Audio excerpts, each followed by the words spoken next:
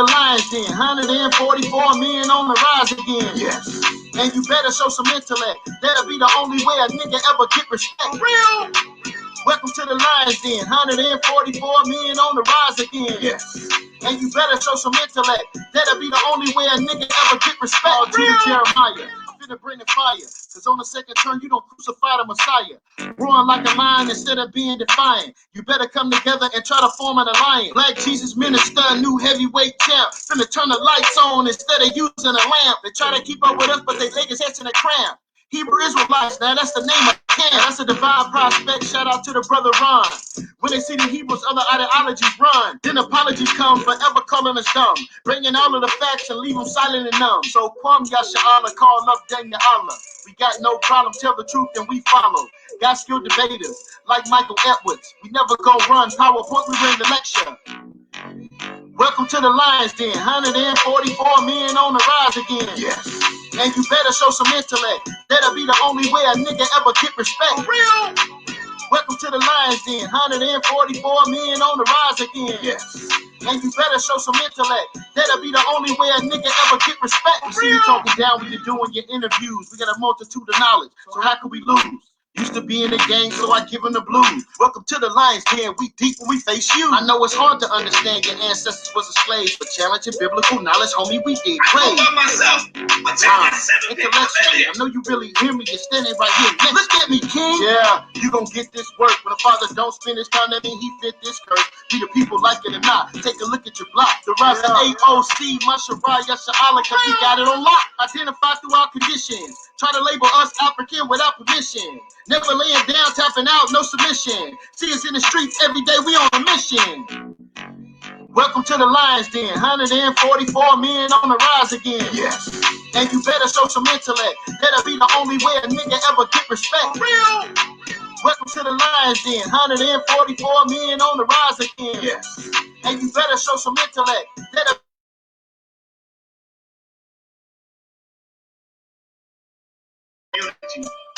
we get a certain type of treatment in the conscious community of which you are at the forefront of, Sarnetta.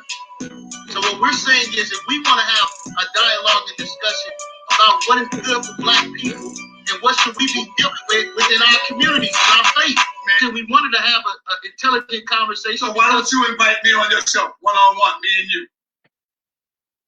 We can set that up. That's not a problem. Yeah.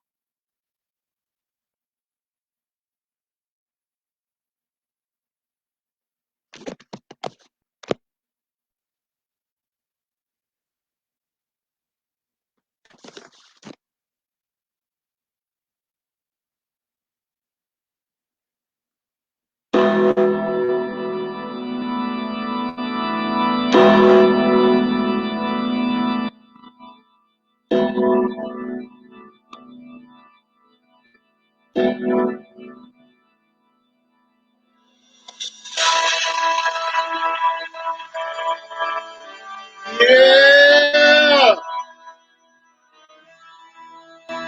The lion's den, we back, baby!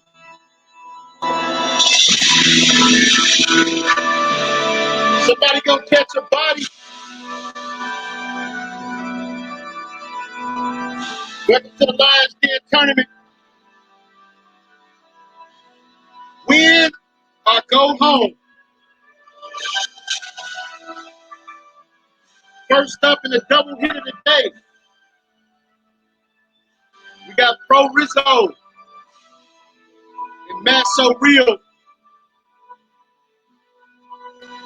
Somebody gonna catch a body, baby.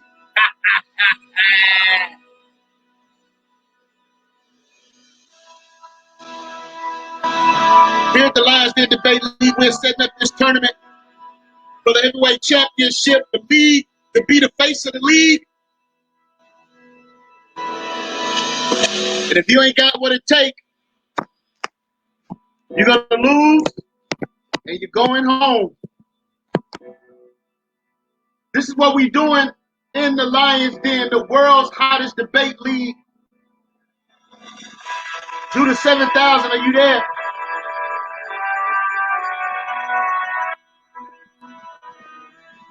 Judah 7000, are you there?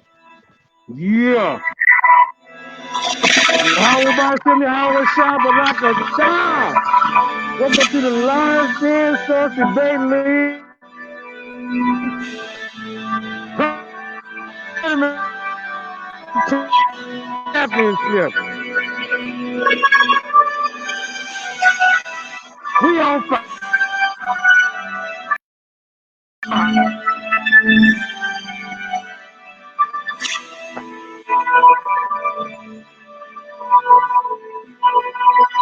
Blanking out 7,000. Blanking out.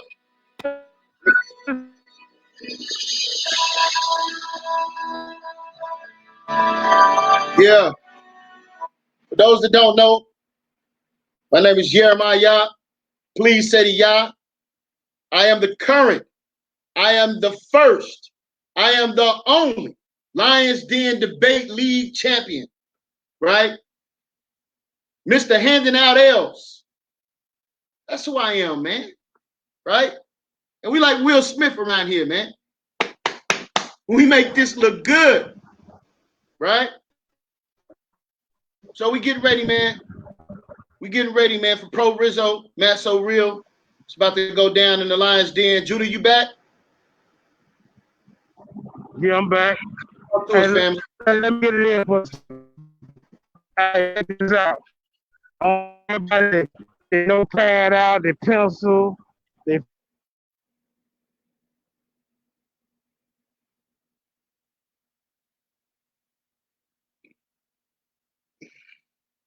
Man, you're not in a good spot, Judah. You're freezing up. Freezing up, man. Man, let me get up. Let me go back in the house, Genie, yo. Can y'all hear me? Yeah, we can hear you. There you go. All right, there we go. That's our goal. We want to bring informative information to the people. We want you to learn about something. You see what I'm saying? So we got all these competitors in the ring, 16-man tournament. These guys, they talking about what they believe in and what's true to themselves.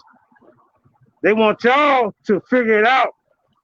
They can explain it to you, but they can't understand it for you. You see what I'm saying? And this first round is already on fire. You see what I'm saying? King Self, congratulations. You won your first round bout. But now that's the other right. guys are trying to meet you in the second round. You see? And with that being said, we're going to get to this tournament because it's on fire. That's all I got to say. Shalom, but I got that. Welcome to the Lions Den. Yeah. So again, man, it's about to go down, man. I'm excited about this one, man. We got Pro Rizzo, we got Matt So Real in the building, right? And you know, the topic is are the Israelites a race? Are the Jews a race of people? Right? So this is what we're going to be figuring out, man. We got some judges in the building, man. I want to allow them to introduce themselves real quick, and then we're going right in, man. Right? Matt So Real, you're going to start this thing off. So get yourself ready, man. But first, let me go to one of the judges. Go to one of the judges here, True Heart. Talk to us, True Heart. Peace. Very True Heart. Just coming here to listen to the information and see what they bring, the sources and everything they bring, just to learn too also. Okay, come. Brother Neo, what's going on? Talk to us, family. What's good? Neo Love from Baton Rouge, Louisiana. Musician, artist, and a believer. Just here to, set the record straight and give them a fair judging. That's right. All right, and last but not least, man, D-Red, talk to us, family.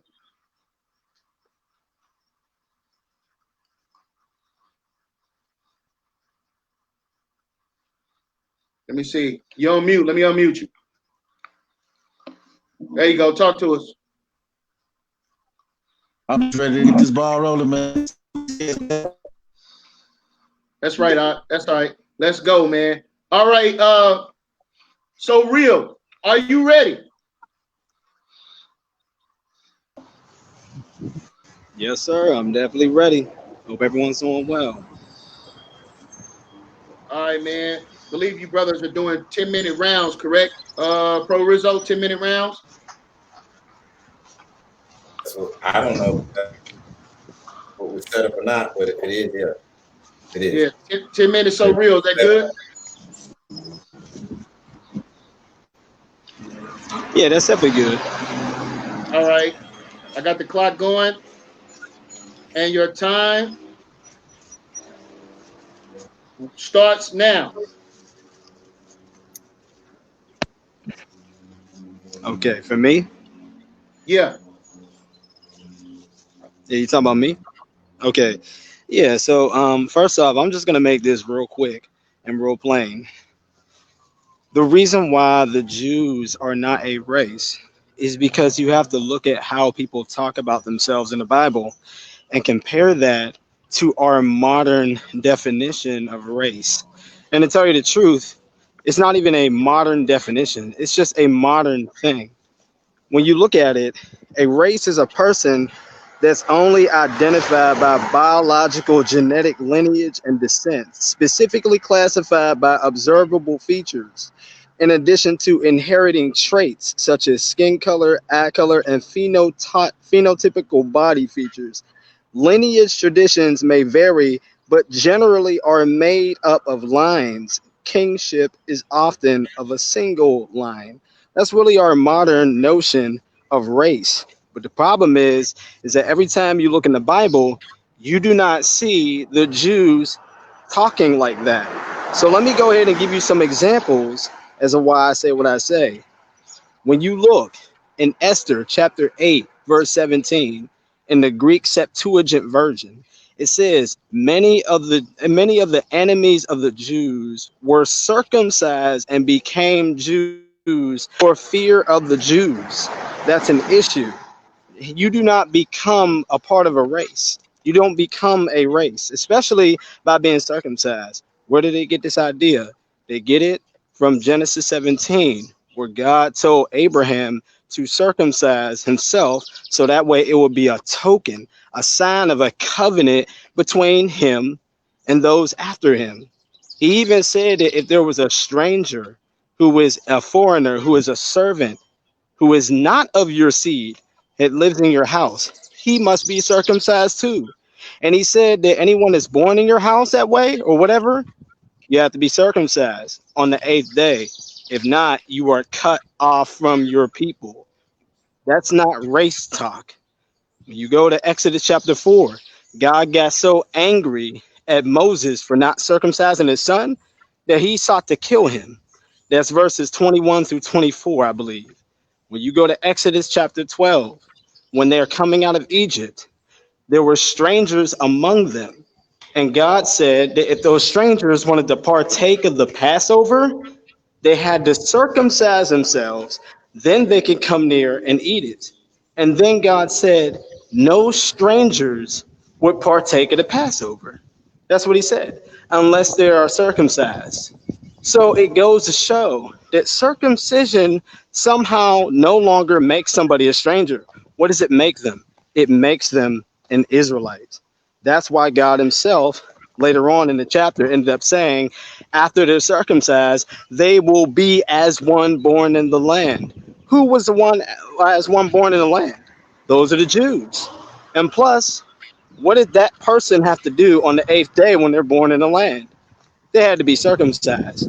That's why God said in Exodus 12 that one law will be for the stranger and for the homeborn. That one law, that one way to enter God's covenant, to be a part of his people, was circumcision. That's not how you talk if you're going to be claiming that the Israelites are a race.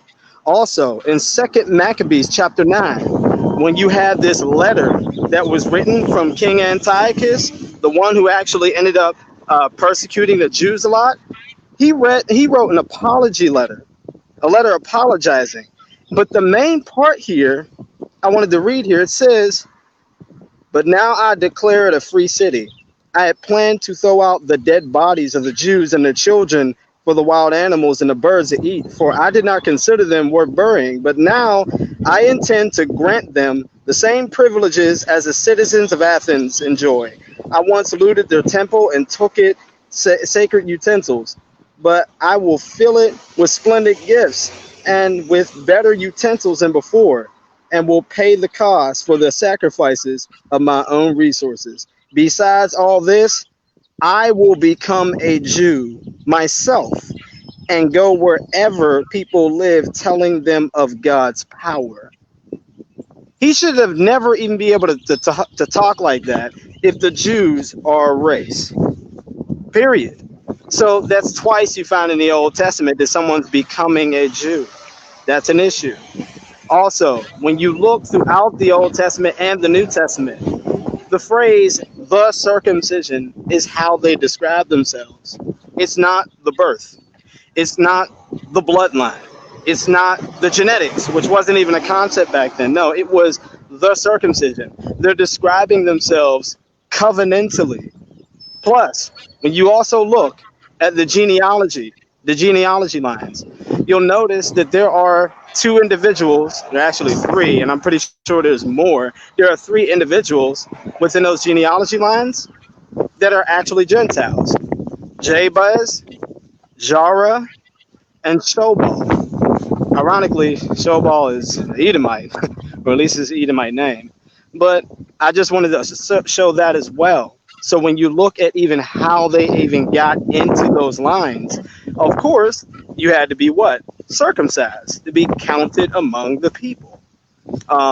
Also, when it comes to this whole notion of, let's see, there was one more thing I wanted to write down here. Oh, yes. I even decided to look up the way that ancient peoples describe themselves in terms of race. And I decided to look at the Greek word genos, and see how the Greeks actually describe themselves. When you look that up, I found out that the word is actually used to describe all types of things. There are classes of people that are actually, talked about as being a race. There are women that are talked about as being a race. Also, people are compared to being precious metals. And also, there are people such as their occupations, like military men, soldiers. They're talked about as being a type of genos. Also, I want to read something here. These are my two sources here. So this is what it says for when you have the Greeks themselves describing themselves, because now I'm going to show that they're also sounding like the Jews as well in terms of who's part of their people. It says, what then are the natural kinds of human beings? If we consider Plato's use of the term genos, we find them using it in a variety of received senses, but also to challenge common sense classifications by means of a philosophical or scientific classification. Example of gene includes elements of principles or capacities in general. A person's genos also comprises of his descendants, of course, but there's also a male genos, a female genos, an androgynous genos, a lesbian genos, an entirely masculine one. A genos may also be a species. For example, there's a genos of a cicada, or even more inclusive classes, such as the winged genos. Also, you also have, according to Proselytes, a person's genos depends on his character and conduct rather than his descent. Now, because I only have 10 minutes, I'm going to go ahead and skip all the rest of all this stuff where it talks more about, how the word genos was used. But you could see that it was not something that they limited to lineage alone. So not only are the Jews a covenant people based on a religion, started by God, but even when you look at the Greeks themselves, their concept of what a race is, it wasn't modern, because no one would ever describe or classify someone as a race with those kind of methods and standards. This is the reason why I keep saying that our modern notion of race is foreign to the ancient world. Lastly, I did find something interesting from the Stanford Encyclopedia of Philosophy, the history of the concept of race. This is a short version. If you want the longer version, I'll read it in my rebuttal. It says, the concept of race had its origin from after the Moorish conquest of Andalusia within the Iberian Peninsula in the 8th century AD, where the largest intermingling of Jewish, Christian, and Muslim believers in history. 700 years later, during and after their reconquest of Muslim powers, Catholic monarch Isabel and Ferdinand tried to create a uniformly Christian state. 5 seconds. Time. I'll read the rest of my rebuttal. All right, family. All right. Right. Matt gave his first round. Brother Pro Rizzo, are you ready? I'm ready. All right, man. A lot of interesting things, man. A lot of interesting things. He talked about some of the Gentiles in the Old Testament converting or being circumcised, and that is what makes them a Israelite. Don, the floor is yours. All right. I always like to say to you, speak not according to these, it is simply because there's no law in them. This is a very interesting discussion. I will admit I've never quite had an issue like this one, but we'll deal with it anyway. So my opponent, Matt, is arguing for the fact that Israel never addressed themselves as race. One of his premises is that since it is a modern term, that it cannot be applied to something the ancients identified in the ancient world. I hope y'all get that. Because our definition of race is not found in the Hebrew. It's not found in the Greek text. It's not found in the Latin text. And so modern term etymology, see just how modern it is, and I would like to start there. If this debate about whether the term race was in the Bible, did Moses, Abraham, Aaron, Jeremiah, any of the prophets use the term race? This would be a debate. However, this is a very illogical fallacy. It is a very illogical fallacy. I'm getting a call in, y'all pardon me for that interruption. But this is a logical fallacy nonetheless. And I'm going to set to prove that. So let's start from the top, shan't we? Let's take a look at the etymology. Let's see where it comes from. What we want is not definition. Etymology is not going to help us in this subject because our opponent is taking a very modern term in his own claim, which that's a claim, and trying to apply it to a very ancient time in the ancient past where the language didn't even exist. Comes from the Old Norse, ras. The word literally comes from Old Norse, R-A-S, and it means current. C-U-R-R-E-N-T, current. As water flows or as cash flows, current. Then it comes to our Northern language, to our word race. Well, what's current about race? One thing we can say is in our time, we have what we call, and I'm sure everybody knows this, racism. Come Old Norse current.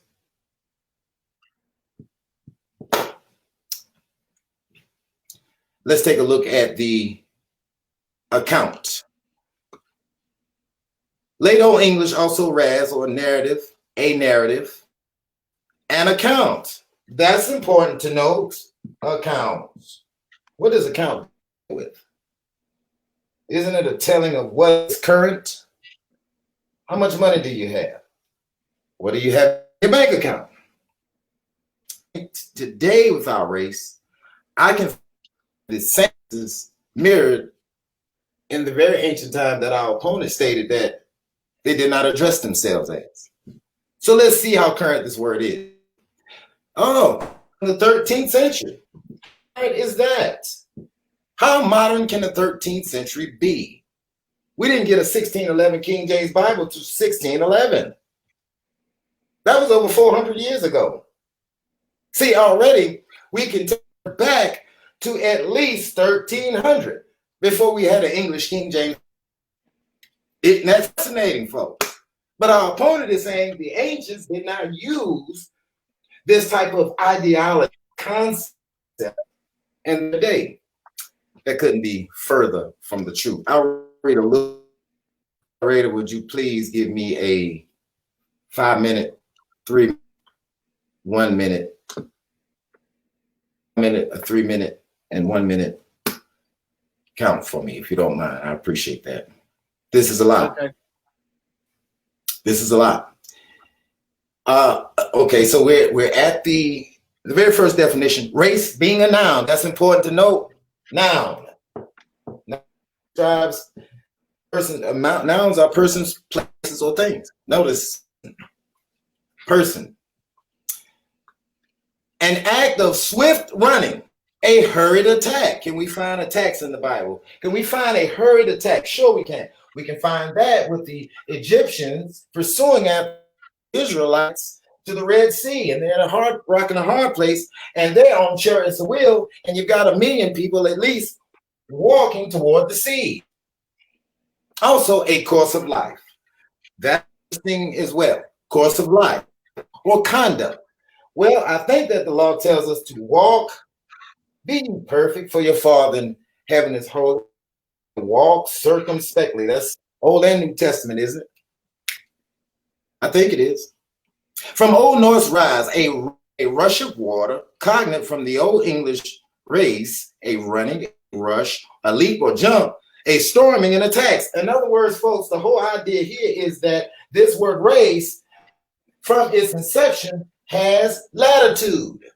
It has great latitude. It's not a modern concept, is it? No, it's not. So what I like to do now is take us to another point. You say the Jews, ancient Israel, or the ancients, they did not refer to themselves as race. Well, according to the Encyclopedia Britannica, race is categorized as a term referring to human beings. Human beings. I don't know how you can have racism without the human being. That's funny, isn't it? The human beings was first used in the English language in the late 16th century, but I've already clarified that it comes from Old Norse. So much for that argument. Until the 18th century, it had generalized meaning similar to other classifying terms such as type. And one of the words that was brought up when we talk about type, how about the word genos? The word genos is Greek text, G-E-N-O-S, and that's the word they translate to born in your Bible in the Greek text. For example, I'll give you the book of Luke for this demonstration. I'll stop there. Very famous passage. Got 3 minutes. Told our Rabbi. There's several different forms of this. In just a moment. Genos deals with birth. It deals with kind. I'm just going to briefly over this. From the word kind, we get the word kindred, K-I-N-D-R-E-D. And one of the first mentions of kindred we can find in the Bible is in the book of, and I'm going to skip the Greek text for just a moment and go back just to illustrate the point. The book of Bereshit, chapter 11, at verse 6. And the Most High says, and the Lord said, behold, not that verse. I don't want that. I'm sorry. I apologize. I've got enough screens up here to make another set of flat screen TVs for the next generation. Genesis chapter 12 at verse 1. Now the Lord said unto Abraham, get thee out of thy country and from thy kindred and from thy father's house unto a land which I will show thee. That's amazing, because the same definition that our opponent gave us earlier deals with kindred, doesn't it? Hereditary, that deals with kindreds. When we get genes, we get that from our parents. That is pertaining to race. In the Hebrew text, you'll find it. Yahovah, Amad, Abraham, or Abram, Yalach, Eretz, Maladet. And that is the word Malado. I'll play it. I'll see if I can get it out here. H 4138. Moleda. 1 minute. Toda Rabah, Mowledeth. That is a noun. The word is kindred. Kindred, used 11 times in the Hebrew text, deals with relatives, offspring, birth, circumstances of birth. And what are the circumstances of the birth of Abraham? Well, they go back to Shem, don't they? They do, don't they? They go right back to Shem. So what do we have when we're dealing with race? We have someone who is born from a particular line of people, and they have certain hereditary rights, certain genes that goes into that. When you deal with heritage or inheritance or anything related to anything about a heritage as its root, is dealing with a family line. And that's what we call race. Israel has always been a race. And I'm going to use one verse since I'm running out of time here. I have a lot to share with y'all. That's it. That's it? Okay. Okay. Pro Rizzo 1 in the building, folks. Excellent breakdown, brother. Excellent breakdown of race. A lot of historical information, a lot of etymology, right?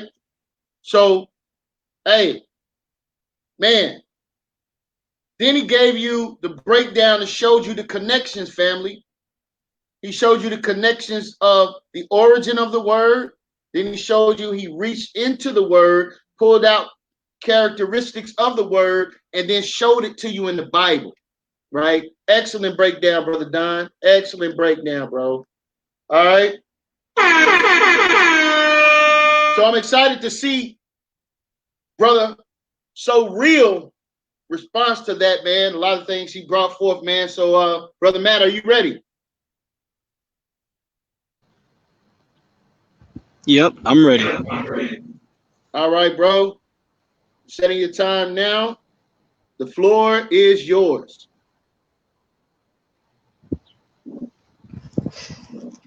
Let me make myself clear. I hear Black Hebrew Israelites talk about race in ways that this man is not. You know, mainly he's doing wordplay. When people claim to be descendants of Jews, they go painstakingly to show about genetics, birth, bloodline, all that stuff. So far, he has not attacked anything that I've said. So I'm going to continue on to what I'm trying to show. Once again, this comes from the Stanford Encyclopedia of Philosophy, History of the Concept of Race. This is a short version. It says, the concept of race had its origin from after the Moorish conquest of Andalusia within the Iberian Peninsula in the 8th century, where the largest intermingling of Jewish, Christian, and Muslim believers in history 700 years later, during and after their reconquest of Muslim powers, Catholic monarchs Isabel and Ferdinand tried to create a uniformly Christian state by expelling the Jews first in 1492 and then the Muslims in 1502. So everyone started converting to Christianity to avoid being kicked out of the country and avoid persecution beforehand. Ferdinand and Isabella thought the conversions were fake. So they modified the Inquisition to drill and check people not only on their claim of faith, but whether or not they could, quote, demonstrate their ancestry to those Christians who resisted Moorish Muslim invasions, who were to secure their status in the realm. Let that sink in. Thus was born the idea of purity of blood, limpieza de sangre. So not fully the biological concept of race, but perhaps the first Occidental use of blood heritage as a category of religio-political membership was first born. What did I just end up showing you? The whole origin of the concept of race had a very ironic start. You had people who didn't want to get kicked out of their country or get kicked out of a country that they were living in, who were of different religions, and they weren't Christians. So they tried to lie about tracing their ancestry back to people who were Christians who resisted the Muslims. And they said, this is how we know that our blood is pure. Isn't that ironic? But none of you would do that. None of you would ever look at Christians as a race or a bloodline to be descended back to. None of you would do that. You know why? Because you would say that Christianity is a religion, and it is. But you know what?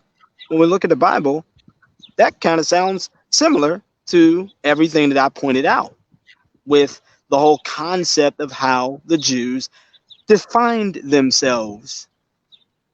So, with that being said, now I'm going to go ahead and jump a little further forward in history. Let's go ahead to the, I don't know, 1000 BC, 1400, it doesn't matter. This comes from Africa to Timbuktu, and this is on page 118. It says this. It says the Jews intermarried among the Greeks when the latter established their colony in Libya called Cyrenaica. Some intermarriages occurred between Jews, Romans, and Vandals when the later two invaded North Africa. And before the Jews were expelled from Spain and Portugal, there were some intermarriages.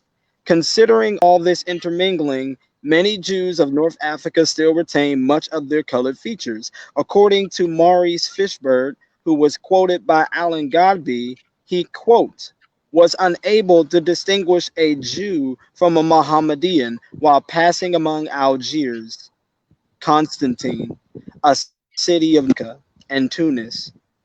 It is remarkable that among the non-Jewish natives, there are seen many Jews of the Negroid type.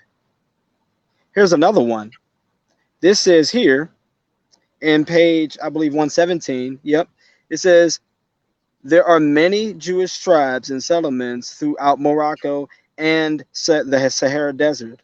The Itit Musa, or Beni Musa, sons of Moses, is one of the spectacular Jewish tribes. Leo Africanus, a Moorish converted Jew, states, quote, the Jews of North Africa are of a hybrid quality.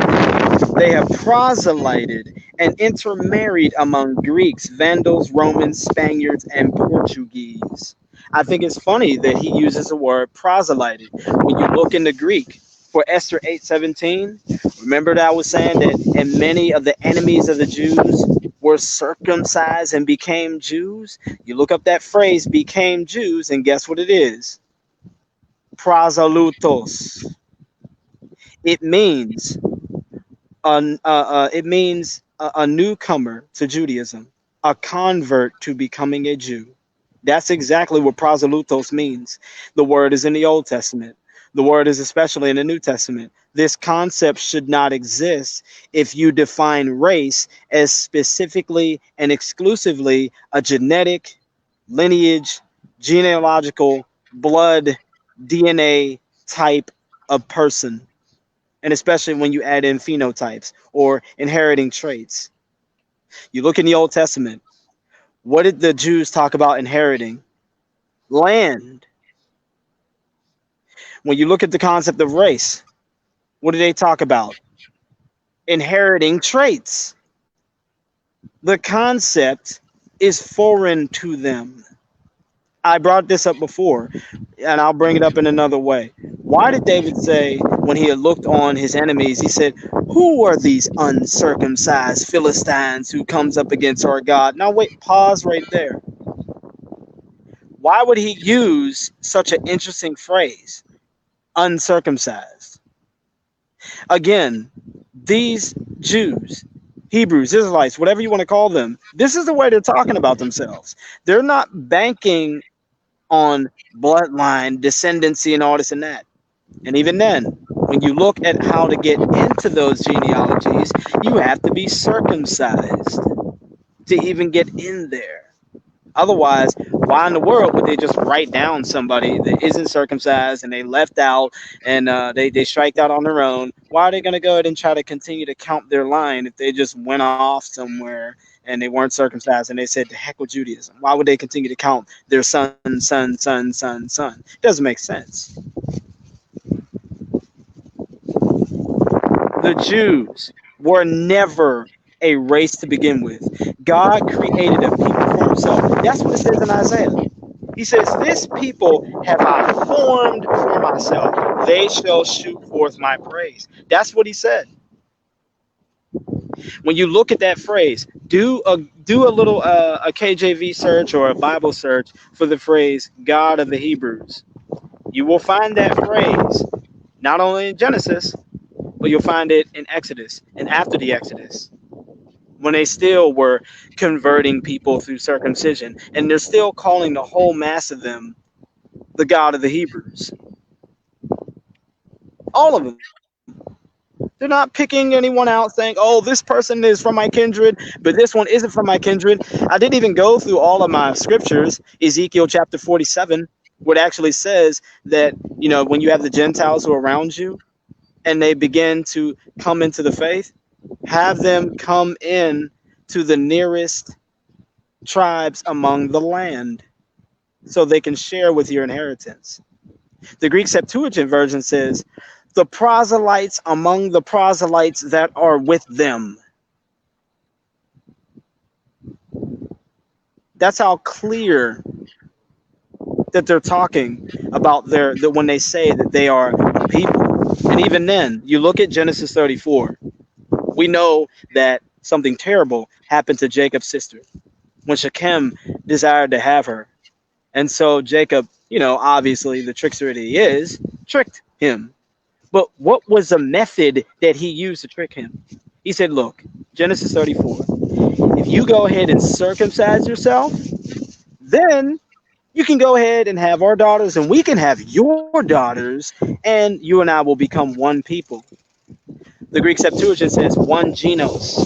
But the problem is that you all would never call that a genos. You would never say to somebody, oh, hey, you can circumcise yourself, and then from there, we'll be one people. We'll be one genos. Y'all would never say that. But look at how they're talking. So there must be something that circumcision does. Genesis 17. It enters you into the covenant. God created a covenant people. Time. And that's the way they're talking about themselves.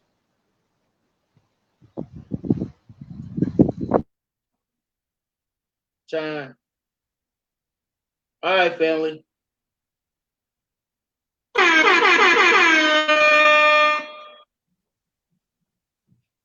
All right. So that's the beginning. That's the top of the second round. We're going into Pro Rizzo's next round. Matt brought some excellent points out, rebuttal some of those things that he said, further elaborating on the importance of circumcision. I'm excited to hear what Pro Rizzo going to have to say in response. The brother went into the Greek, right? He's breaking these things down, man. So listen, Pro Rizzo, are you ready? I'm ready. Your time starts now. Let's go. Again, as I always say, testimony, if they speak not, what are we going to get out of Israel that refer to themselves as a race when the very meaning of our word in English denotes everything they stated? So let's do this the proper way. Circumcision is irrelevant in this conversation, by the way. That is a red herring. A very fallacious argument made to detract from the original premise. Your premise was that Israel never claimed to be a race, which denotes and implies that you're saying that they were not a race. You're going so far to say they didn't even have an idea, cool inkling about race. But I have evidence that date back even further than what you postulated, all the way back to 10,000 BCE. As a matter of fact, we can do that right now. We can do that now. See, part of this is a social issue, by the way, as he stated in the first round. I have several people I want to list off, and you can find this on your Wikipedia if you're just really interested. All you do is type in historical race concepts. This is nothing new, as our opponent, ssoreal, is expressing to us. The concept of race as a rough division of anatomically modern humans, or anatomically modern humans. I don't know why I got that wrong. Homo sapien. That's a familiar term, isn't it? Is Homo sapien a very familiar term? It is. We use this term 7 times a day, every other day on the back check. Homo sapiens has a long and complicated history. It's not modern. The word race itself is modern because it's English. English didn't develop until the 4th and 5th century BCE, roughly about 400 to 500 years after the 1st century. That's when English began to develop. So, of course, they would not use the term, and that's what modern race being modern means. It means it's English. It didn't exist in their dialect or in their grammar, but they used the concept behind it, and that's why this is a historical idea. It is not a new concept. Furthermore, it goes on to say, the word race itself is modern. It was used in the sense of nation. Was Israel a nation? Yes, there was a nation under kings for 500 years. Ethnic group. Was there an ethnic group? Absolutely. Ethnic. So I guess when the Mac brings up the whole idea about circumcision, saying, well, if you were circumcised, that was a form of proselytization, proselytos, and that would bring you into the fold, and you would, quote unquote, become like Israel. And our law says you shall have one manner of law for you as for the stranger, as well as him that's for homeborn, I think it's called. And that's what creates ethnic group. That is a diversity. During the 16th to 19th century, and it acquires its modern meaning in the field of physical anthropology, and that is a scientific discipline concerned with the biological and behavioral aspects of human beings. For example, black folks, we like to shoot ball. White folks like to play tennis. We're probably not going to go on the golf club before we go shoot pool. I mean, this stuff deals with a lot of issues. We talked about the sports idea between blacks and whites. We have slimmer muscles, they have bigger calf muscles. We're built for low impact, fast impact, speed, things like that, and they're built more for long distance running. This is the biological anthropology example for when we're dealing with race. This is about studying the Homo sapien. Physical anthropology. Only from the mid-19th century, we find this. And there's more, but you can find that under the heading, I'll move on.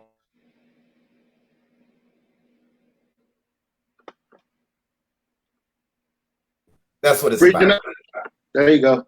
Category: class or division of people or things regarded as having a particular shared characteristics.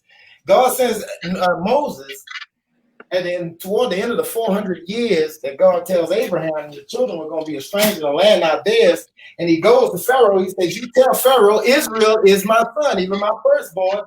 I am the God of the Hebrews. And even today, we are still talking about who? The God of Abraham, Isaac, and Jacob. That, by definition, is race. I think that's race. This is a dictionary. You see, it's nice and tattered. In our English language, there's about 1, 2, 3 definitions of race. Let me read one of them to you. A family, tribe. How many tribes do Israel have? 12 tribes of Israel, all through the Bible. That's what race is. It is a tribe. Is it a nation? Of course it's a nation.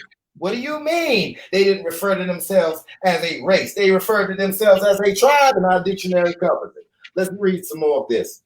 A family, tribe, people, or nation of the same stock. You mean all of this is in the Bible and we missed it? This doesn't have anything to do with race?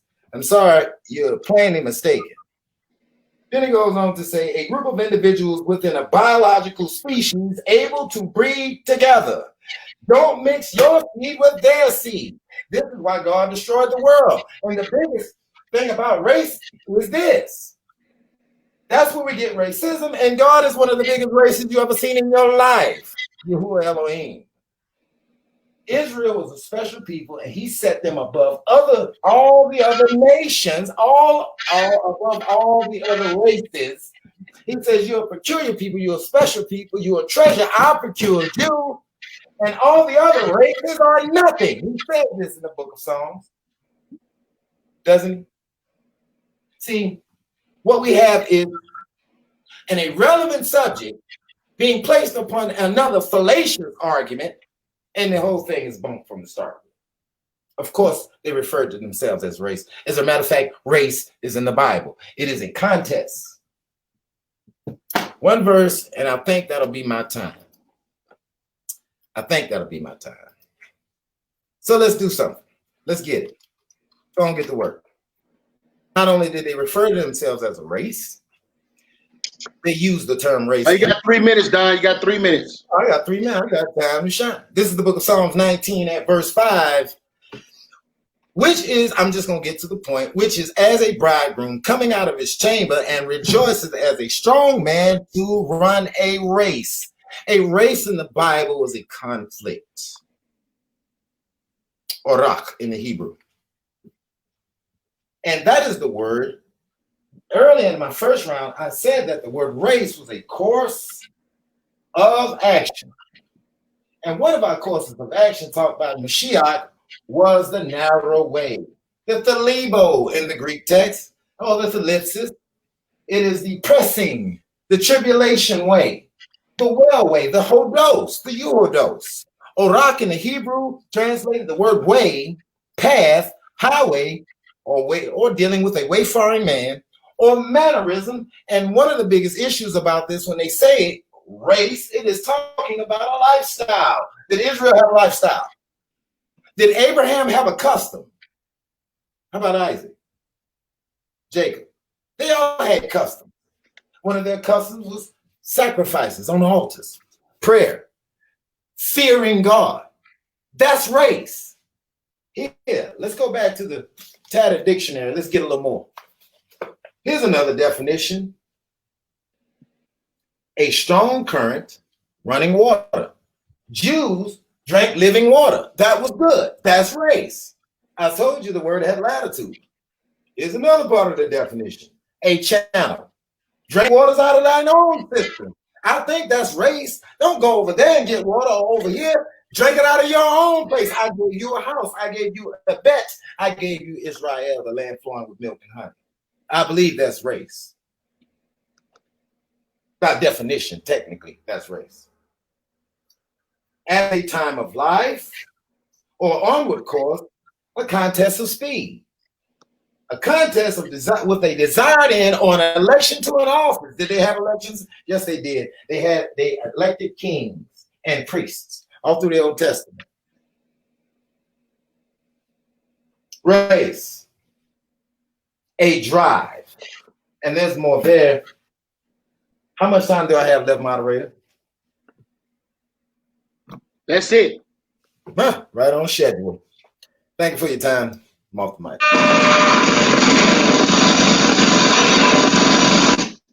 Yeah. We are now, family, we are now entering into Make this clear. Hold up 1 second. Hold up 1 second here. Yeah.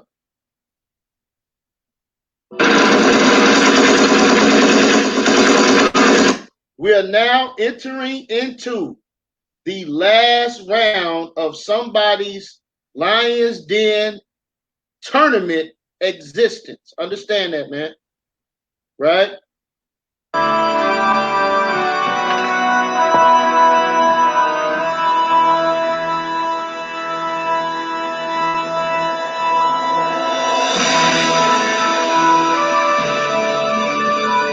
We are now entering into the last and final round. And somebody's going home. Somebody is going home, brother. Right? The judges, I hope you're paying close attention. And you brothers are doing a great job, man. I don't hear any ad hominem, any personal attacks. You brothers are doing a great job, man. Right? So we're entering into the last and final round. Brother Matt, are you ready?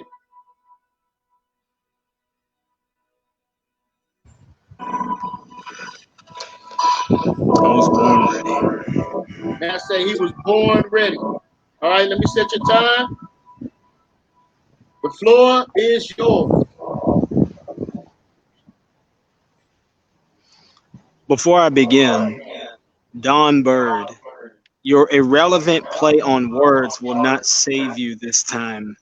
Not even the judges will stand with you. Let me read for you my definition of race, because you did read from whatever dictionary you got it from, but I'm going to cite my source. This comes from dictionary.com. This is cutting edge for definitions of stuff. This is what it says. Race, noun, a group of persons related by common descent or heredity, a population so related. Anthropology, no longer in technical use. Any of the traditional divisions of humankind, the commonest being the Caucasian, Mongoloid, and Negro, characterized by supposedly distinctive and universal physical characteristics. Any arbitrary classification of modern humans, sometimes, especially formerly, based on any or a combination of various physical characteristics, as skin color, facial form, or eye shape, and now frequently based on such genetic markers as blood groups, a socially constructed category of identification based on a physical characteristics, ancestry, historical affiliation, or shared culture.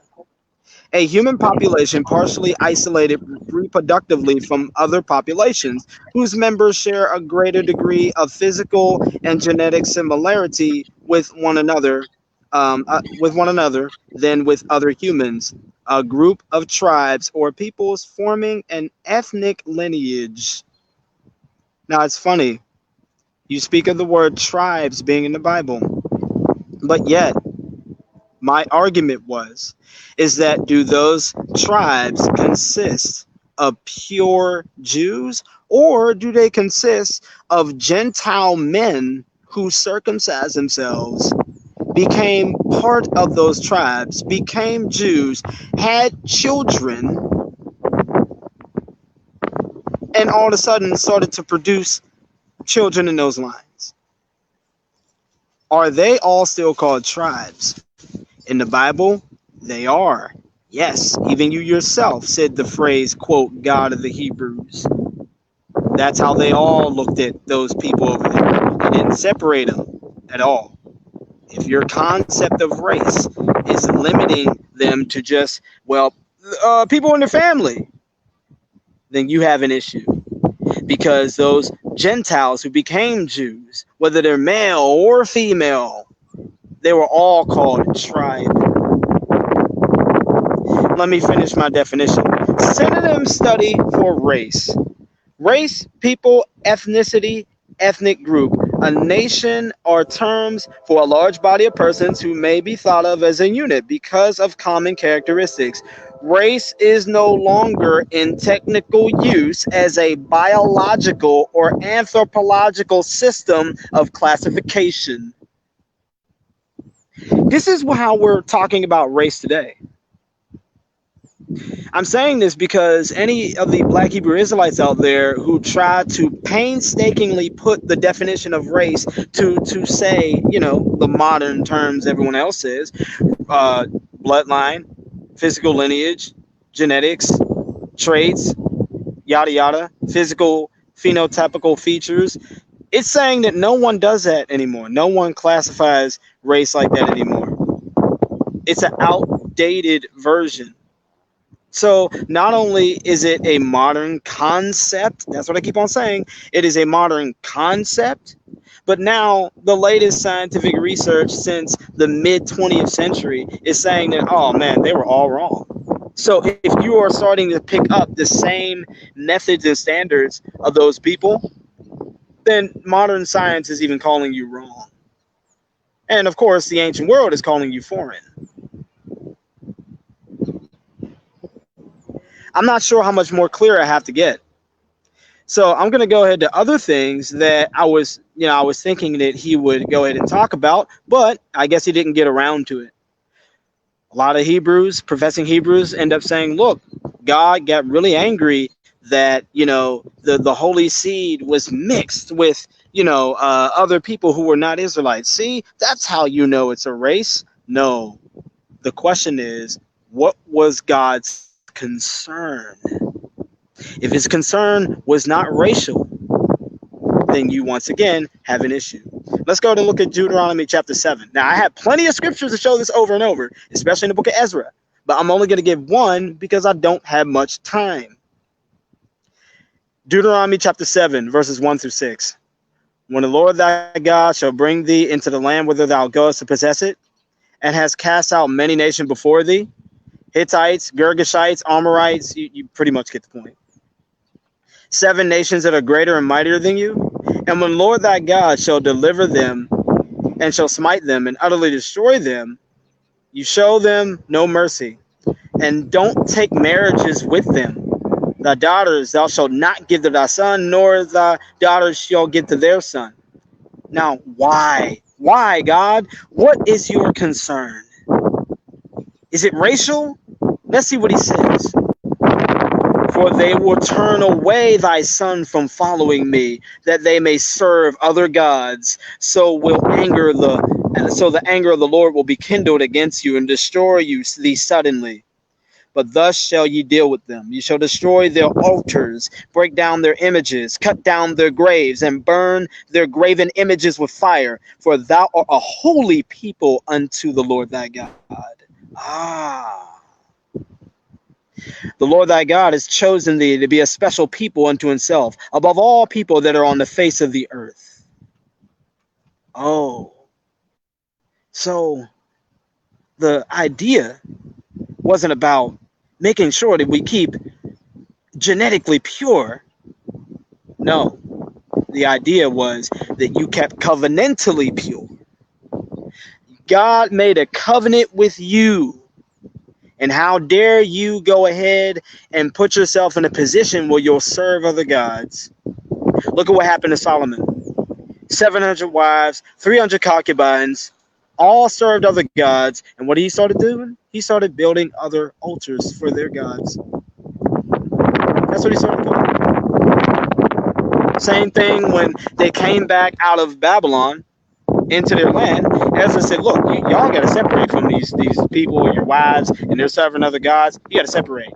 So that way you can keep the holy seed pure. Doesn't sound racial, does it? Sounds covenantal. And all that other stuff I was talking about. That's why I said that anyone can become a Jew, Hebrew, Israelite, whatever you want to call it. I don't even care if you try to go to, well, look at the Amorites. No one shall enter the congregation forever until you read Judas chapter 14, verses 5 and 10. The guy hated the Israelites. Achior the Ammonite. He hated the Israelites. But then in verse 10, I don't know what happened. Maybe he had a change of heart. You know, God revealed himself to him, and all of a sudden he said he was circumcised and he was added to the people of Israel. Ah, there's that covenant language again. Circumcision being the key factor.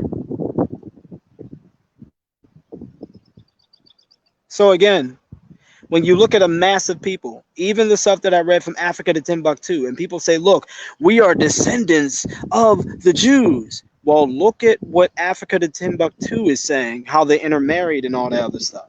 And also look at what the Old Testament is saying. I could even go back to Africa to Timbuktu, and I think that's what I'll do. This is another quote from Africa to Timbuktu. It says, the black Jews had an advantage over the African tribes. They carried their culture, history, laws, and written records with them. This assured them a constant precedent for the development of a bigger social organization. Because of the stability of the black Jewish culture, the Jews were not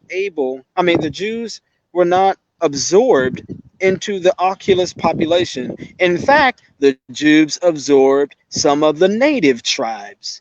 The Jews made use of every opportunity.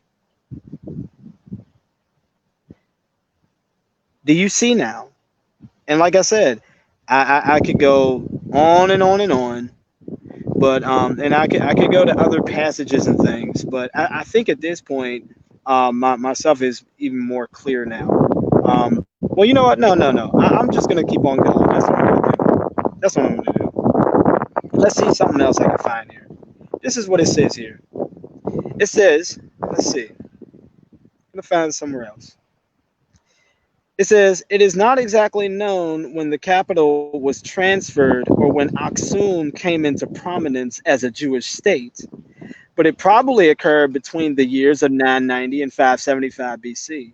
At this last date, the Persians conquered Arabia, resulting in the immigration of more Sabaeans and Hashites, Assyrians in Ethiopia. Many of the leaders and inhabitants of the Aksumite state became Jewish and seized political domination of ancient Ethiopia. There's no way that I could become Chinese. But yet, in Esther 8:17, you can become a Jew. In 2 Maccabees chapter 9, the guy who persecuted Antiochus. Time. Great job, Matt. Great job. All right. Judges, I hope you're paying attention. I hope you all are paying attention, man. That boy Matt went into the Babylon, into the Timbuktu. What's going on, Matt? Right? So now, Pro Rizzo, are you ready? I'm ready. Matt just said that you cannot become a Chinese man, but yes, you can become a Jew, right? The floor is yours. And so if I go to the doctor and I have a black child, can I become, I don't know, a Hindu? If I'm Asian, if I went to a doctor and I had a child, if they get circumcised, will they become African American? What if I was German? You telling me a simple removing of some flesh is going to make you another race? Wait a minute. I thought that was the subject. Race, not circumcision. What are we talking about? Another fallacious argument. The whole base of your argument is what I am noting. But since you say, according to dictionary.com, race is no longer in technical use. Okay, then question. What does that mean? You never bother to explain that part. See, this is an issue. And I'm sorry, but I've got to explain it. Since you went there, I'll go there. I'll go to the same dictionary.com. When we're talking about what is technical, what does this mean, folks? Race is no longer in technical use. After all of these 2 rounds, we found that race categorizes families, tribes, nations, people that share hereditary traits, religious worship, or observant customs, language. Well, but let's throw all that away because somebody says it's no longer using technical use. Well, who would be interested in putting this information out here? Let's see. Oh, I don't know. Let's define the word technical. Technical, adjective term belonging to or pertaining to an art, science, or the like. Maybe carpentry. Can we use race in carpentry? No, we couldn't do it for that. How about science? Science is about knowledge. We get the word gnosis from, we get science from gnosis. It means to be aware. But hold up. Science is something that I can study, something I can see, something that I can examine. Now, and then art. Art comes in many forms. Culinary, music, dancing, poetry, I mean, you name it. Structural art, I mean, there's all kinds of art. But race is a categorization. This is a social, not technical, because it's a social issue. It's not technical, is it? It's not technical. I mean, how much information do you need to determine, hey, that guy's white? It's modern, right? How much education do we need to say, hey, that guy's black? We use black and white. Why isn't it technical? Because, folks, this is black. This is black. This is white. Nobody looks like that. So it's not in technical use, but we find the race in the form of tribe, family. And now we shall go to the Bible and we'll show you the false dilemma with this whole argument from the jump. I'll let the book do it. First, I'm going to demonstrate you out of the book of Nehemiah, chapter 10. We'll go there. I want to show you how race was in the Bible. I'm just going to get right to the point. This is Nehemiah 10 at verse 28. And the rest of the people, the priests, the Levites, the porters, the singers, and all that had separated themselves from the people of the land unto the law of God, their wives, their sons, their daughters, everyone having knowledge and understanding, they clave to their brethren, their nobles. Wait a minute, brethren? Let me get the dictionary. Race, a family, tribe, people. They clave to their brethren, their nobles, and entered into a curse. I'm going to stop there. Let's get another one. Let's go to the book of Ezra. Ezra chapter 9, verse 1. Now, when these things were done, the princes came to me saying, the people of Israel and the priests and the Levites have not separated themselves from the people of the lands, doing according to their abominations, even of the Canaanites, the Hittites, the Perizzites, the Jebusites, the Ammonites, the Moabites, the Egyptians, and the Amorites, the same 7 nations that were doing the abominations in Genesis 15. Is that a race? What's the separation about? For they have taken of their daughters for themselves. They were supposed to be separated. It was either you was Hebrew, you believed in the God of Abraham, or you was a heathen. You were one of these other nations. See, that's race. That's the conflict. And let's read more about the contest, the conflict. I mean, the word race here. See, it's about context.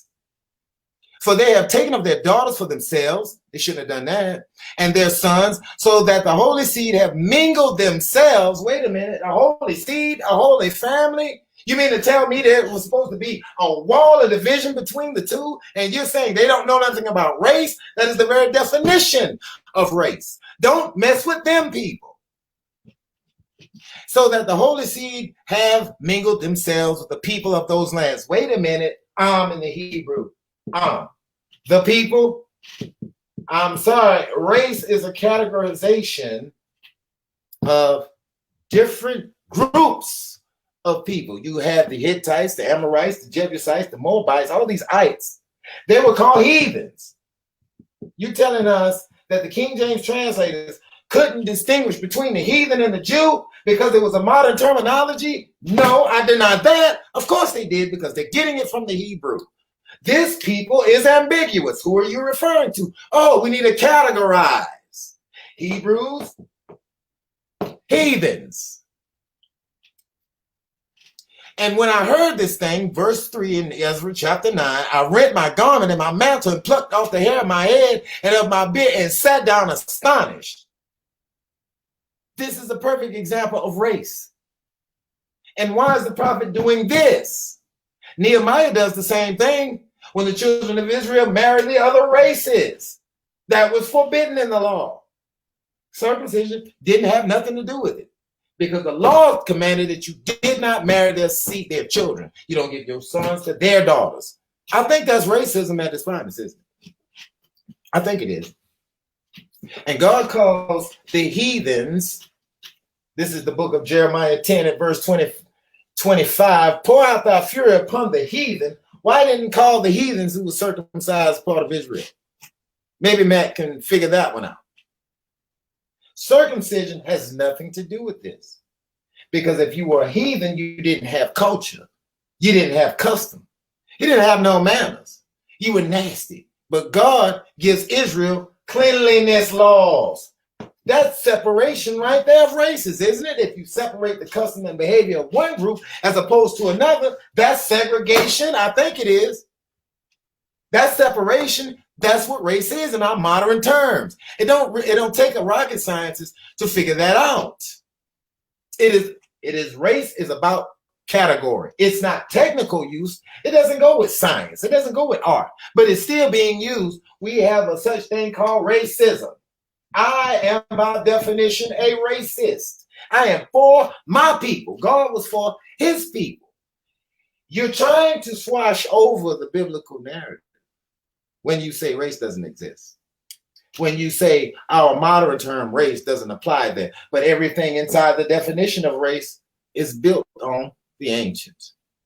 We have what we call caste systems. How much time I got, moderator? Among the Hindus, there's a caste system. A caste system basically is, if you were born at this level, if you were not born remaining, if you were not born in the royal line, you were down there. You were the pauper. You weren't a prince, you was a pauper amongst their own race. Caste is what they call a caste society. C-A-S-T-E, caste society. And you'll find that all through history. I won't spend a whole lot of time talking about that. But even the Jews classified themselves as a race. I don't understand your point and premise about circumcision, because I don't see the relevance to this debate topic. You veered off.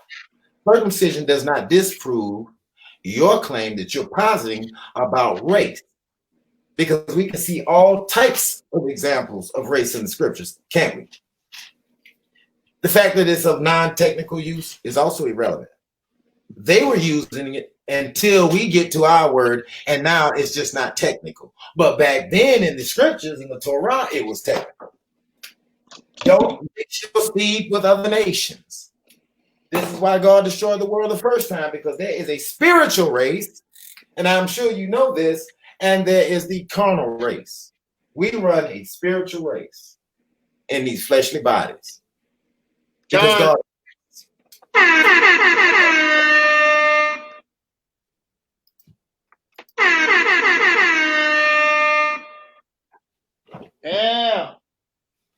Yeah. All right, family. So now we're going to enter into the question and answer segment amongst the debaters.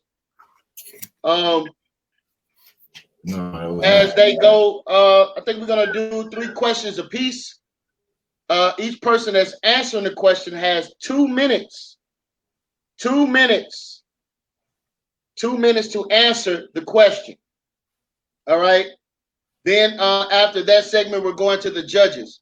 We're also going to be asking you people that are watching to vote on the comment board. All right. So Matt, ssoreal, you went first, so we're gonna let Don ask his question first. Brother Don, are you ready?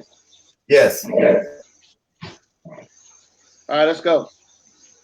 Okay, Matt. You brought up circumcision on top of this debate about was Israel, Israel identified themselves. Well, I don't want you to respond to anything. I gotta tell you about what's going on. You told me some more. Can you explain to us why you are using circumcision in this debate on top of your premise about race being not a term that Israel applied themselves to?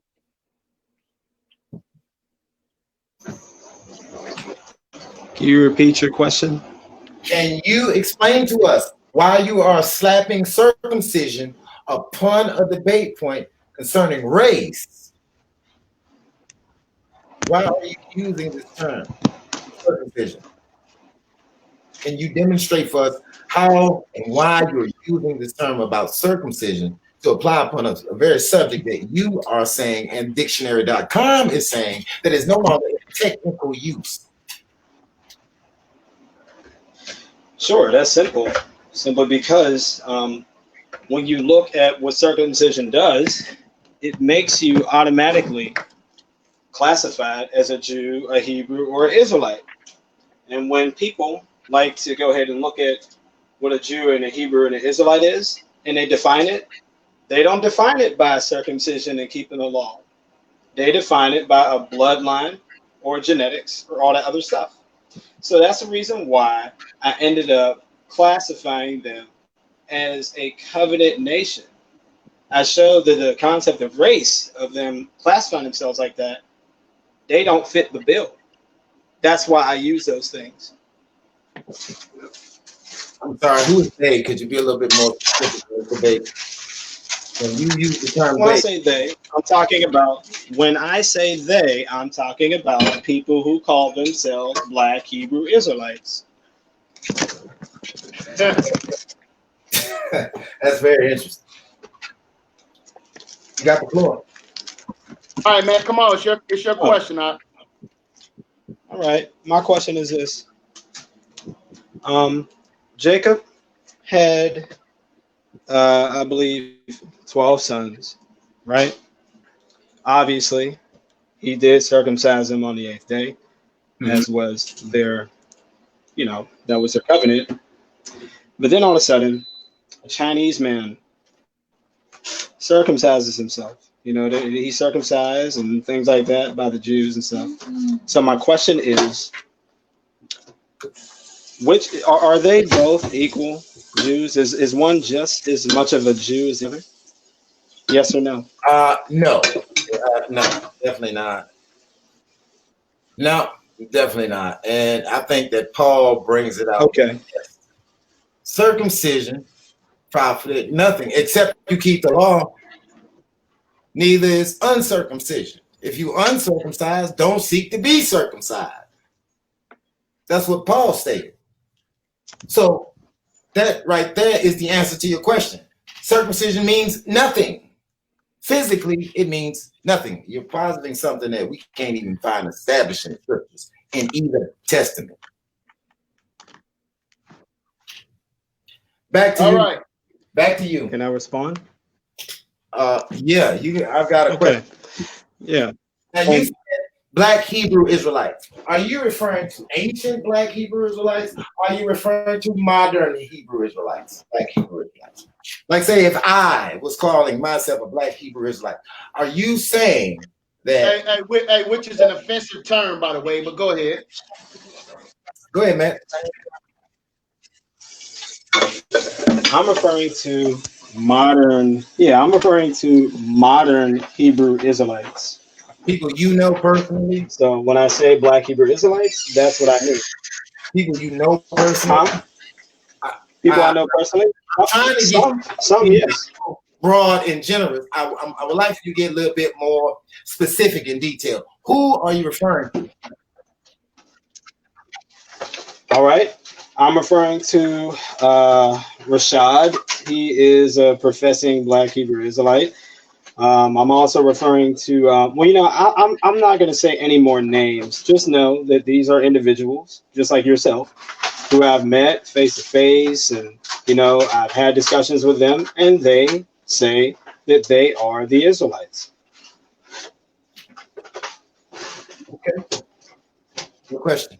Your floor. Okay, good. Back to my follow-up question. Show me anywhere in Scripture where somebody ends up saying that somebody is not as Jewish, or someone's really not that much of a Jew because of their lack of birth or bloodline versus someone who's just converted at the age of 40. Show me that concept and idea in the Bible, and you'll make a believer out of me. Book, chapter, and verse. And the book of Revelation will not save you. First of all, rephrase the question. I'll rephrase the question. That is a red Show herring. me somewhere, because I asked you, no, it's direct standard of you. I said, hey, if there is a guy who converts to being a Jew and he's Chinese, and yet you have one of the 12 sons of Jacob who ends up being circumcised, I ended up saying, are they both just as much as Jews equally? And you said no. So then I asked the question, show me in the Bible where anyone is describing like one Jew being more of a Jew than somebody else. Show me that. First of all, there's no such thing. When a stranger in the Old Testament, for example, wanted to partake in the Passover, he had to be circumcised. But he still was a stranger. He didn't change. He didn't transform into Jew. It doesn't work that way. He don't transfer into Levite because that's the priest. And they could not do the office of a priest. He couldn't transform to Judah because that would make him part of a king. And since when did God ever make a heathen a king? Herod was a convert over to Judaism. Was he a Jew? No, he was an Edomite. This is why I asked you to rephrase. All right. So let me respond. The problem is, you say, well, you know what? He's still a stranger. He's still a Gentile. The problem is that when you look at Exodus 12 and especially Esther 8:17, you have God saying, a stranger will not partake of this. And he says, after you're circumcised, you will be as one born in the land. That doesn't sound like God is still saying, oh, you're still a stranger. And you have in Esther 8:17 where it says, many of the enemies of the Jews became Jews. It never said, oh, well, they're still really a Gentile. And it never said that. Where is your idea or concept like that in the Bible? Where is somebody talking like you? God himself. What do you mean? I've been saying the whole debate, race existed. Say it again, what? I've been saying this the whole debate. For exam22 this is Exodus 22 and 21. Thou shalt neither vex a stranger. Don, you're not answering my question. You're not answering my question. Hold up, man. We're not doing that. You got to let the man answer. You're not answering my question. Matt, I'm going to warn you I'm going to warn you again, brother. Let the man answer, bro. Okay, go ahead. All right. If what you were positing was true, you wouldn't need Exodus 20. We wouldn't need Exodus 22 or 21. Thou shalt neither vex a stranger nor oppress him, for you were strangers in the land of Mizraim. The Hebrew word for that is what? Goyim, goy. God has never said that the goy all of a sudden turned into the Hebrew, the Hebrews. He never said that. They were always strangers. Matter of fact, I can go to several verses like that. God himself is saying, okay, as a stranger. Can I respond? Yeah. So That's not a, you know, I don't have to find something. It's all there. They're strange. They never transform into Hebrew Israelites. Okay. Okay. So we have reference to the Jebusites, to the Girgasites, to the Hittites, the Perizzites, the Ammonites, the Ammonites. You can't change these people just by simply removing the skin off the foreskin of the salad. And all of a sudden, bam, you know, they're Hebrews, Jews now. The Old Testament doesn't work that way. Neither does the New. Your next question. All right, this is going to be the last. Can I respond to that? Set of, yeah. 1 second, Matt. This is going to be the last set of questions. Judges, get your choice ready. We're going to be coming to you in just a second. Go ahead, Matt.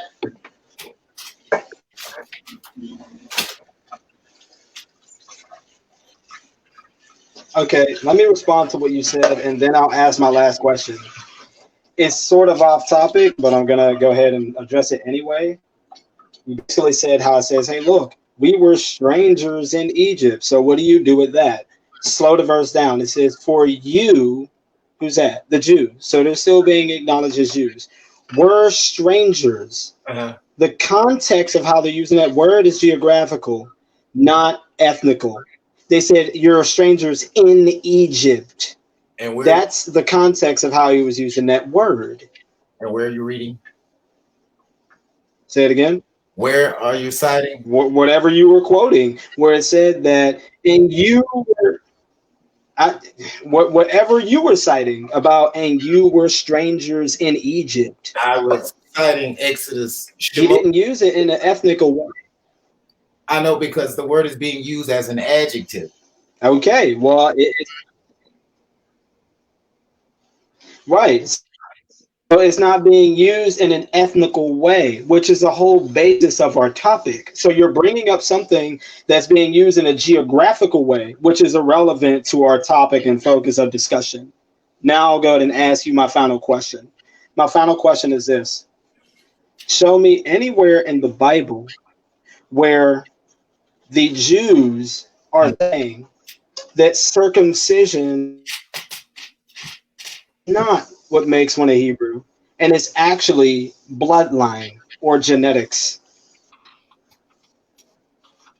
I'm sorry, again, I've already dealt with that. Is there anywhere where they're talking that way, where it's exclusive of circumcision? I'm sorry, that doesn't even. All right, well, I guess my final question is there anywhere in Scripture where Jews define themselves that does not include circumcision? Just overran the question with another question before you gave me a chance to answer. Are you all right? Can I respond to your question? First of all, yeah, go ahead. Yes, you can respond. Thank you, brother. You know, everything in is decent in order. When you bring up this issue about circumcision, you were talking about a very physical thing. This is the book of Colossians, chapter 2. In whom also we are circumcised with the circumcision made without hands. Say it again. The circumcision made without hands, not the literal. In putting off the body of sins of the flesh by the circumcision of Christ, buried with him in baptism, wherein you also arisen with him through the faith in the operation of God. This is God doing the doctrine. He's taking off the veil, but not the flesh.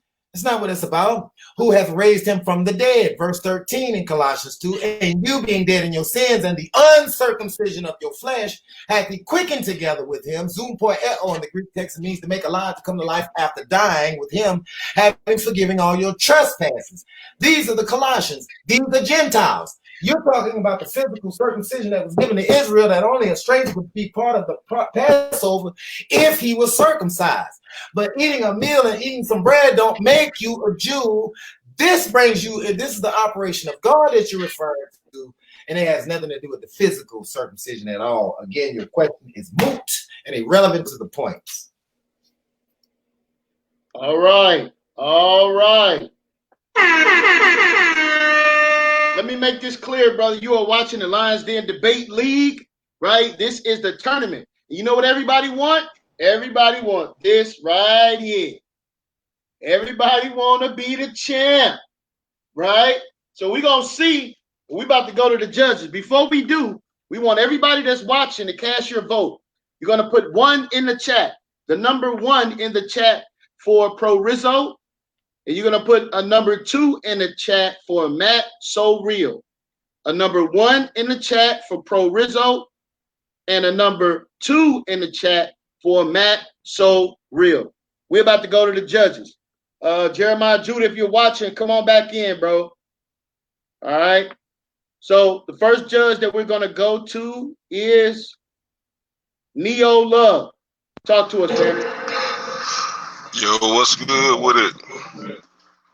I've been listening. It was a good debate, by the way. Both parties brought out some nice information. But the scriptures Don brought out, it solidified a bloodline to me. It showed, how it was started, where the origins were, and how it proceeded from there. So I'm gonna have to give it to him. Pro Rizzo won. Pro Rizzo won. Pro Rizzo won has the first judge. All right, let's go to the next judge. Let's go to the next judge. All right, True Heart, are you there?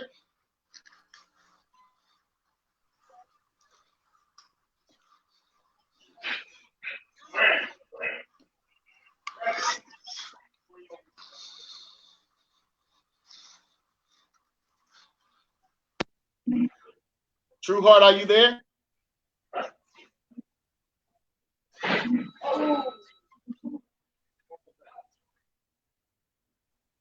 Can you hear me? True Heart. Yeah, we can hear you now.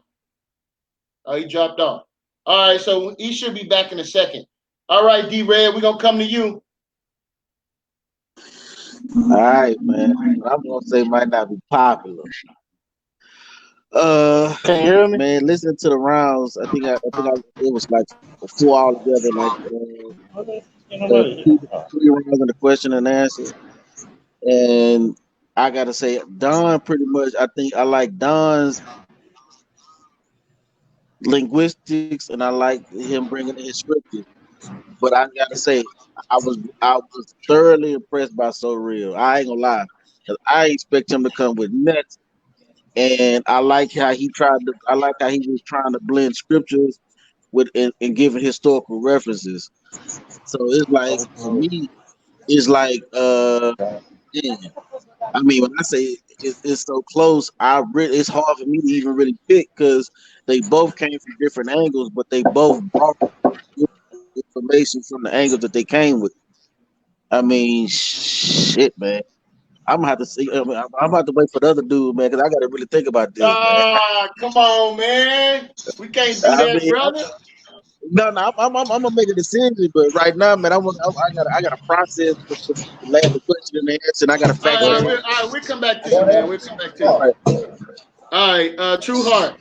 Hey, man, listen, I'll make this clear. I can hear you. I'll make this clear. Being a judge in these debates is not easy, man. It's definitely not easy. It's a lot of pressure on you, and you're gonna have to be thorough with your answers, man, for your selection. Right? It can't just be, well, this, I feel, give a damn about how you feel. We want to know what your thoughts is on this debate. Right? So, True Heart, talk to us, family. I'm gonna pick Don because I think the other guy was kind of a little bit reaching with the circumcision, and I think he debunked the circumcision when he spoke on what circumcision was in the New Testament, and then I think he brought more out about the race and what it meant, and he broke down to say I learned a lot more of what he said about race, meaning about the tribe and the bloodline and all that. So I think he debunked the circumcision thing with the last thing he did. Woo!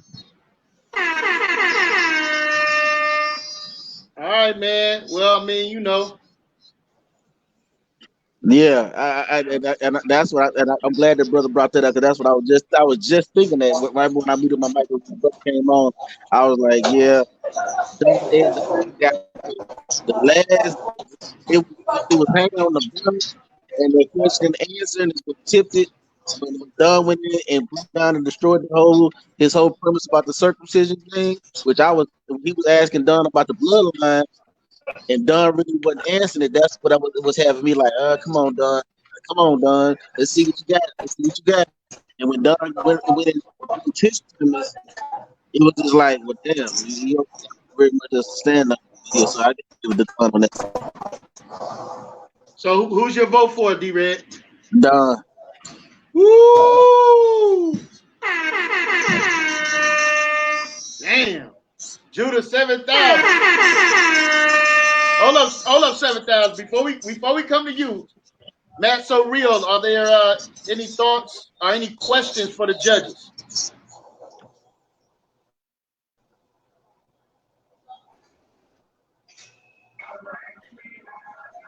We can't hear you, Matt. Yeah, I do have some thoughts. One, I'm not surprised. I'm not shocked. You know, I mean, can you hear me now? Yeah, we can hear you. Can you? Okay, you hear me? Okay, yeah. Yes, we can. I was saying that I'm not shocked at all about what the judges are saying. I just think that I'm not shocked at all about what the judges are saying. Honestly, how they struggle to make a case for Don. It is my personal opinion that I do believe that I'm not saying it at all.